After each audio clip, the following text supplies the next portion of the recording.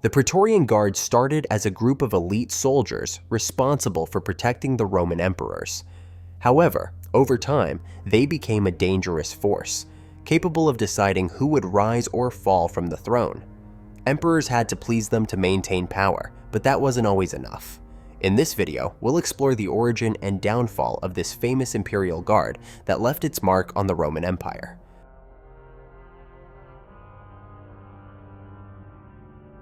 In the time of the Roman Republic, generals had the power to command armies and make military and civil decisions. They needed personal protection, especially in times of war. Magistrates, such as consuls and praetors, already had official guards called lictors who carried bundles of rods with an axe, known as fasces, as a symbol of authority. But in battle situations or dangerous areas, these lictors weren't enough. So, generals began selecting trusted soldiers from their own army to form personal guards. These temporary troops were carefully chosen and known for their loyalty and skill. An example of this happened in 275 BC, when the powerful Scipio family formed a group of soldiers for their protection. Later, during the siege of Numantia, General Scipio Aemilianus organized 500 soldiers to defend him from enemy attacks, showing how important this elite unit was. As Rome grew and faced more wars and internal problems, forming these special guards became increasingly common. They not only protected the leaders, but also showcased the prestige and power of the commanders, both on the battlefield and in politics. The big turning point happened at the end of the Republic during the Civil Wars. It was during this time that the Praetorian Guards ceased being temporary and began to gain structure and permanence. Leaders like Octavian and Mark Antony used these guards for protection and, at the same time, as a way to show strength and influence politics. Octavian's victory over Mark Antony and Cleopatra at the Battle of Actium in 31 BC was a decisive moment in Roman history. Octavian, who commanded 5 Praetorian cohorts during the conflict, emerged victorious and consolidated his power, beginning the transformation of Rome from a republic to an empire. After the war, he merged his troops with those of Mark Antony, signaling that Rome was once again unified under his command. And there's an important detail about this. After Octavian won the war, he innovated by placing the Praetorian troops within the Pomerial, the sacred boundary of Rome. This had never happened before. He didn't do this just for security, but also as a clear sign of his political authority. This is how he laid the foundation for the Praetorian Guard that we recognize during the imperial period. When he became Caesar Augustus, the first emperor of Rome, he knew he needed a reliable force to protect him without appearing to establish a monarchy. So, Augustus officially created the Praetorian Guard as a professional military unit. He started with 9 cohorts, each consisting of around 500 soldiers. Later, he increased this number to 1,000 men per cohort. Of these, 3 cohorts stayed in Rome, always on standby, while the others were distributed across nearby cities. Augustus also formed small cavalry units, each with about 30 soldiers. These detachments took care of patrols and protected important places, such as the Imperial Palace. All of this was done discreetly but efficiently, ensuring that the presence of the guard was only noticed when necessary. During Augustus's reign, the main function of the Praetorian Guard was to protect the emperor and maintain order in Rome and the surrounding regions. But Augustus knew that the Roman people still highly valued republican ideals, so he took care to ensure that the presence of the guard did not seem like a military occupation. That's why the Praetorians worked discreetly, enhancing security without being too visible. In 2 BC, Augustus took an important step to improve the administration of the Praetorian Guard. He appointed 2 Praetorian prefects to command the cohorts. These prefects were chosen from experienced officers, ensuring that the guard was led by competent and loyal individuals. After Augustus died in AD 14, the Praetorian Guard began to gain even more importance in Rome. It was not only responsible for protecting the emperor, but also began to directly influence politics. When Tiberius came to power, he inherited a well-organized guard created by Augustus to keep the regime secure without arousing the people's distrust. However, over time, things began to change. The Praetorian prefects began to gain more prominence, and one of them, Lucius alias Sejanus, became a key figure in Tiberius's government. Sejanus was ambitious and knew how to manipulate situations to his advantage.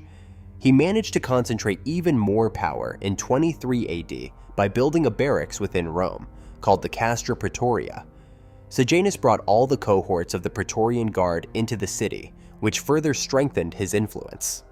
But Sejanus didn't stop there. He used his position to persecute political rivals and eliminate any threat to his power. He manipulated Tiberius, who came to trust him while isolating himself on the island of Capri. Taking advantage of this, Sejanus even conspired against Tiberius by poisoning Drusus, the emperor's son, with the help of Drusus's wife. When Tiberius finally discovered Sejanus's plot, he acted quickly. He ordered Sejanus's execution in 31 AD. However, by establishing a barracks within the city, the Praetorian Guard was now at the heart of Roman power. And this decision would change Rome forever. This proximity gave the Praetorians a strategic position to directly influence politics. Now, they could intimidate the Senate, pressure emperors, and even participate in conspiracies. This proximity gave the Praetorian prefects disproportionate power. It's no surprise that when Tiberius died in 37 AD, the Praetorian Guard played a crucial role in placing Caligula on the throne. That's when they realized something essential. They were not only elite soldiers, but they could also influence who would be the next emperor. This power became even clearer in 41 AD, when Caligula was assassinated. The emperor was killed by officers of the guard itself, led by Cassius Chaerea, in an act of personal and political dissatisfaction. After the crime, the Senate tried to restore the Republic, believing it marked the end of imperial power. But the Praetorians had other plans. During the palace raid, they found Claudius, Caligula's uncle, hiding behind a curtain. They took him to the Praetorian camp and proclaimed him emperor, marking the first time the Praetorian Guard decided who would rule Rome. To secure their loyalty, Claudius rewarded the soldiers with a generous bonus equivalent to 5 years of salary. And this created a tradition that became a rule. The emperor had to pay the guard to maintain their loyalty. In this way, the Praetorians not only protected the empire, but also directly influenced who stayed in power. The Praetorians became even more unpredictable and politically active. In 68 AD, the Praetorian prefect Gaius Nymphidius Sabinus convinced the Praetorian Guard to abandon Nero in favor of Galba, promising each soldier a generous payment of 7,500 denarii. Without support, Nero was forced to take his own life. However, Galba did not fulfill the payment promise, claiming that he recruited soldiers, not bought them. This left the Praetorians dissatisfied and opened the door for betrayal. Soon, Marcus Salvius Otho, Galba's rival, bribed 23 speculatores, an elite group of the guard, to proclaim him emperor. The Praetorians attacked Galba and his successor, lynching both on January 15, 69 AD. After supporting Otho, the guard faced opposition from Aulus Vitellius Germanicus, another contender for the throne. When Otho was defeated, the Praetorians who had fought for him were punished. Many centurions were executed, and the guard was practically dismantled. Vitellius replaced the old Praetorians with 16 new cohorts made up of soldiers loyal to him, totaling about 16,000 men. However, this reorganization was not enough to protect Vitellius. During the subsequent civil war, the remnants of the old Praetorians joined General Titus Flavius Vespasian, who became the fourth emperor in the turbulent year of the four emperors. Vespasian managed to consolidate his power after a decisive battle where his forces attacked the Castra Praetoria. When he became emperor, he reorganized the Praetorian Guard to ensure their loyalty. Vespasian reduced the size of the cohorts to 500 men each and formed 9 new cohorts. Vespasian also limited the guard's functions, removing their post at the entrance to the imperial palace, but keeping guards within the palace. His son, Titus Flavius, who would later become emperor, was appointed Praetorian prefect, strengthening the bond between the imperial family and the Guard. Under the reign of Titus's brother, Domitian, the number of cohorts was increased to 10. During this period, the Praetorians participated in major military campaigns, such as the fights against the Dacians in Germania and the Danube. When Emperor Domitian was assassinated in 96, the Guard, dissatisfied with its own prefect, demanded his execution for his involvement in the plot. This episode demonstrated how the Praetorians could directly interfere in internal politics. With the death of Nerva in 98, the Guard supported Trajan, commander of the Rhine army, as the new emperor. Trajan, consolidating his power, executed the remaining Praetorian prefect and other allies of Domitian. During Trajan's reign, the Praetorian Guard began to leave the city of Rome more frequently and played an active role in large military campaigns.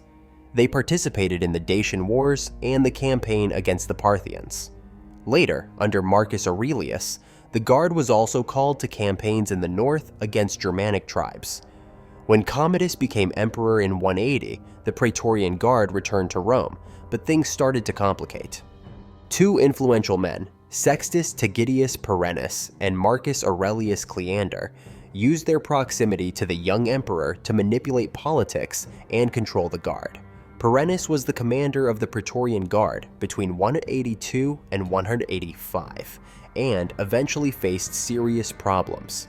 He interfered in provincial matters, angering the soldiers in Britain, who marched to Rome to protest. As a result, Perennis was killed. Then came Cleander, who took on an even more abusive role from 186 to 190. He controlled the Guard as he pleased, appointing and dismissing Praetorian prefects to further increase his influence. The situation worsened in 188 when Cleander took direct command of the Guard. He even ordered massacres of civilians using a special unit called the Equites Singulares Augusti. This eventually led to a confrontation with the urban cohorts, who were responsible for the city's security.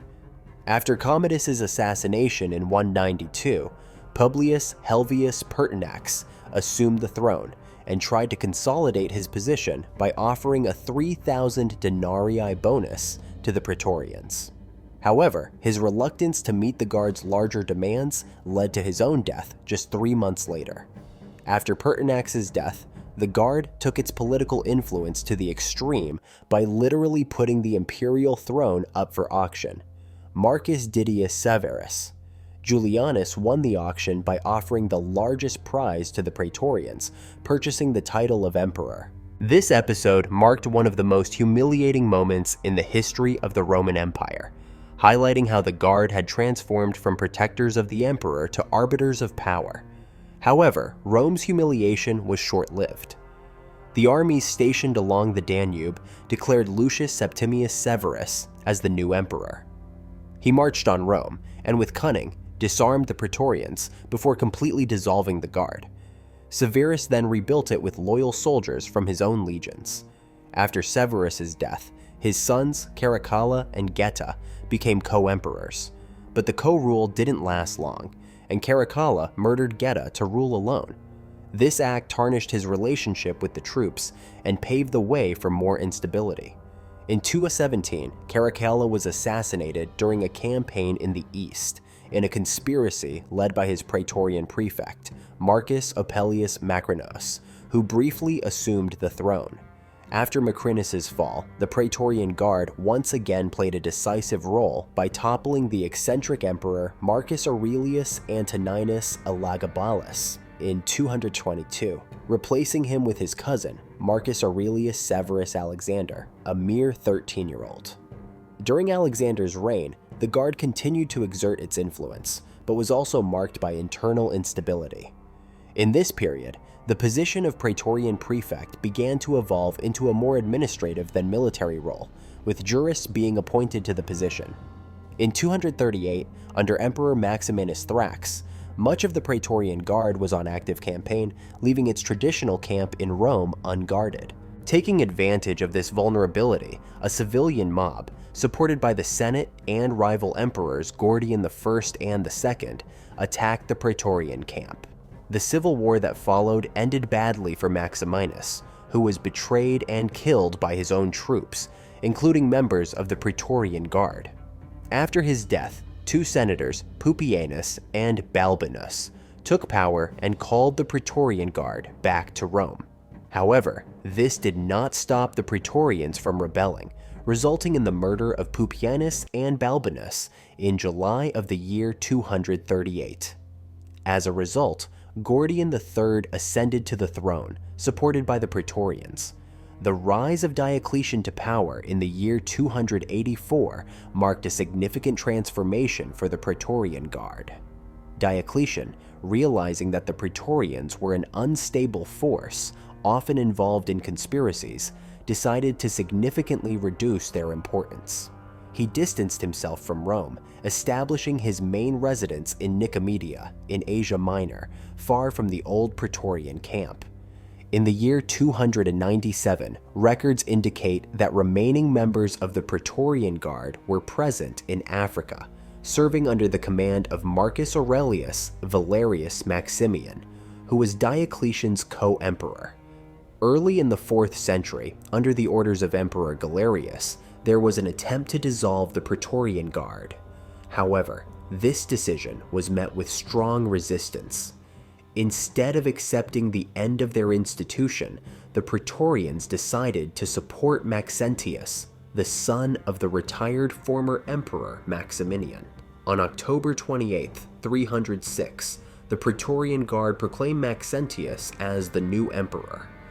6 years later, in 312, Constantine the Great marched on Rome with his army. His goal was, of course, to eliminate Maxentius and secure control of the Western Roman Empire. The decisive confrontation took place at the famous Battle of the Milvian Bridge, where Maxentius's armies, including the Praetorians, faced Constantine's troops. The battle was fierce, but Constantine's forces achieved a crushing victory. Maxentius was killed during the conflict, marking not only the end of his reign, but also the final fate of the Praetorian Guard. After the victory, Constantine the Great left no doubt about the future of the Praetorians. He permanently dissolved the Praetorian Guard. The remaining soldiers were scattered across various regions of the vast Roman Empire, ensuring they could never reunite as a cohesive force. Additionally, in a symbolic gesture of power, Constantine ordered the dismantling of the Praetorian camp, the headquarters that had been the heart of the Praetorian Guard for centuries. This act was a clear signal that a new era had begun in the Roman Empire, one in which there was no longer space for the Praetorian Guard.